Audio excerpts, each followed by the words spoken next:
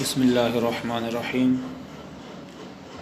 معزز سامعین، جیسا کہ پہلی وائس تھی وہ بھی تشخیص کے متعلق تھی، تو بھی تشخیص کے متعلق چند اور آسان ٹپس آپ کو بتاتا ہوں کہ چہرہ سے مرض کی اور مریض کی تشخیص کیسے کی جاتی ہے۔ تو جب بھی کوئی مریض آپ کے پاس آئے تو آپ انہیں اس کے چہرہ کو دیکھنا ہے، اور انشاءاللہ اگر آپ نے توجہ سے یہ وائس سنی تو آپ کو تشخیص میں کافی آسانی مل جائے گی۔ تو سب سے پہلے آپ نے اس کے گال دیکھنے ہیں۔ گالوں کی سرخی اور غیر معمولی تمازت یعنی چمک جس کے ساتھ چہرے کا رنگ اڑا ہوا ہو، عام طور پر پھیپھڑوں کے اورام اور اختلاج القلب کی علامت ہے۔ عورتوں کے گالوں پر چھائیاں پڑ جانا سوزش، خصیت و رحم اور ماہواری کی خرابی کی علامت ہے۔ منہ کا کھلا رہنا ضعف قلب اور پھیپھڑوں کی کمزوری کی علامت ہے۔ اس کے برعکس منہ کا سختی سے بند ہونا تشنج، ورم دماغ اور غشی کی علامت ہے۔ منہ سے رال ٹپکنا بعض لوگوں میں پیٹ کے کیڑوں کی طرف اشارہ ہے، خصوصاً جو سوتے وقت جس بندے کے منہ سے رال ٹپکے تو اس کے پیٹ میں کیڑے ہیں۔ اب آنکھوں کے طرف آتے ہیں، تو آنکھوں کے پپوٹے موٹے اور پانی سے بھرے ہوئے ہوں تو تحلیل گردہ پر دلالت کرتے ہیں۔ آنکھوں کی زردی، صفراوی امراض مثلاً یرقان اصفر، سوالکینہ، استسقاء، آنکھوں میں سرخی، آشوب چشم، درد، نزلہ اور سوزش عضلات کی علامت ہے۔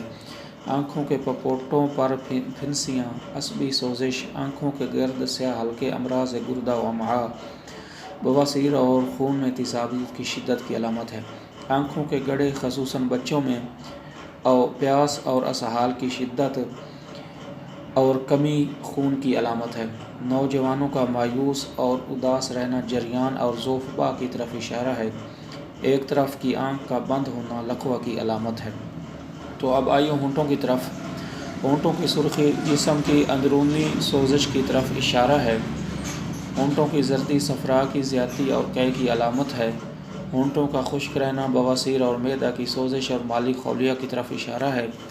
بخار کے دوران ہونٹوں کا خشک رہنا لمبے بخار کی طرف اشارہ ہے۔ بخار کے دوران ہونٹوں کا پھٹنا اور پکنا بخار کے اترنے کی علامت ہے۔ ہونٹوں پر خشک قسم کی پٹڑیاں جم جانا سرسام اور پھیپھڑوں کے امراض کی طرف اشارہ ہے۔ ہونٹوں کا پوری طرح بند نہ ہونا لقوہ کی بڑی علامت ہے۔ ہونٹوں کا لٹک جانا ضعف عضلات اور فالج کی علامت ہے۔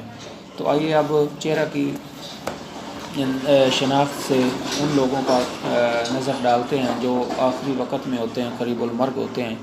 منہ کا کھلا رہنا، آنکھوں کا پتھرایا ہوا معلوم ہونا، ناک کا مڑ جانا، چہرے پر پریشانی کے آثار، سینہ پر بلغم کی زیادتی اور اخراج نہ پانا، مریض کا بے ربط باتیں کرنا، ہاتھ پاؤں میں کھچاؤ یعنی سختی اور سکت یعنی قوت کا نہ ہونا، ہاتھ پاؤں اور جسم کا سرد پڑ جانا، نبض عام طور پر نملی ہو اور اس میں بار بار ٹھہراؤ پایا جائے، اور قرورہ میں سیاہی کا ہونا۔ تو یہ علامات ہیں جو آخری وقت ہوتا ہے مریض کا۔ تو اب آتے ہیں حیات اعضاء۔ حیات سے مراد چہرے و جسم کا دبلا یا موٹا ہونا، جسم کا لحیم و شحیم ہونا، رطوبت و حرارت کی علامت ہے۔ ایسے مریض کا پیشاب اگر سفید ہو تو رطوبت، اگر زرد ہو تو حرارت کی علامت ہے۔ جسم کا دبلا پن عضلاتی تحریک اور چربی کی علامت ہے۔ اگر جسم میں گوشت کی زیادتی اور عضلات تنے ہوئے ہوں تو سمجھ لیں کہ جگر کے فعل میں تیزی ہے۔ اگر چہرہ پچکا ہوا ہو تو معدہ و امعاء اور جگر و گردوں کے امراض کی طرف اشارہ ہے۔ بالوں کی قلت رطوبت اور کثرت گرمی کی طرف اشارہ ہے۔ بالوں کا موٹا ہونا بخارات دخانیہ کی کثرت اور بخار ہونا بخارات دخانیہ کی قلت پر دلالت کرتا ہے۔ بالوں کا گنگریالہ ہونا سردی خشکی پر اور سیدھا ہونا سردی تری پر دلالت کرتا ہے۔